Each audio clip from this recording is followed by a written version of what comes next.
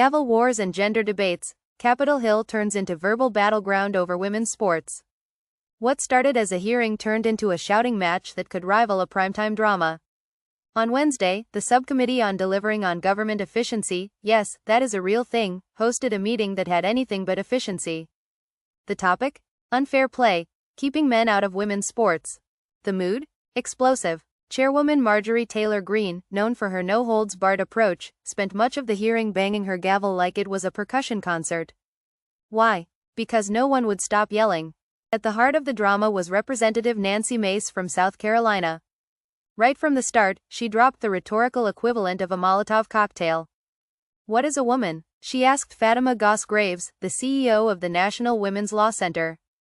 What followed was not so much an answer, but a verbal rollercoaster. Graves tried to explain gender identity in nuanced terms. Mace? She was not having it. Cutting off responses. Raising her voice. Throwing around phrases like "you sound like a lunatic." Not exactly a calm exchange of ideas. And it did not stop there. Mace's rant spiraled into a 2-minute shouting match where no one really listened to anyone. By the end, she had branded both Graves and Damian Leffelt, the chair of USA Fencing, as shameful and groomers. Leffelt, by the way, had been subpoenaed because his organization penalized a female fencer, Stephanie Turner, who refused to compete against a transgender athlete.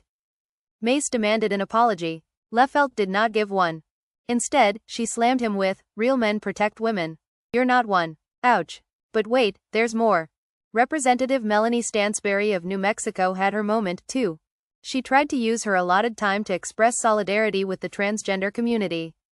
Greene cut her off. But Stansberry powered on, like a train ignoring every red light. Greene, visibly fuming, slammed her gavel for a full 40 seconds straight.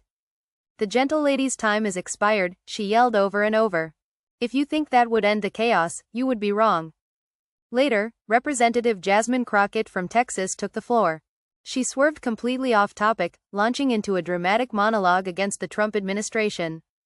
Then things got weird. She turned her speech into a game called Trump or Trans, asking Graves who was to blame for everything from inflation to constitutional neglect. Spoiler.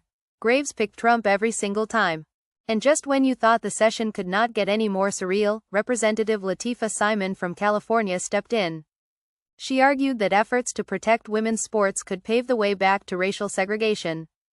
A big statement, and one that stunned some into silence, if only briefly. So what is really going on here? It is more than just sports. This hearing was supposed to address fairness in women's athletics. Instead, it cracked wide open the culture war around gender identity, political tribalism, and the role of government in drawing lines that many feel are either overdue or dangerously regressive. On one side, there is real concern about protecting opportunities for biological women. On the other, fear that exclusionary policies could spiral into broader discrimination. In the middle?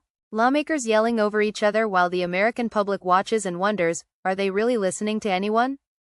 At the end of the day, wait, scratch that. Let us say it more plainly. If this hearing was a window into how government works, then it is no wonder so many Americans feel exhausted by the noise. Because when a gavel is slammed for 40 seconds straight and no one stops talking, maybe the real question is not what is a woman, but what is happening to civil discourse.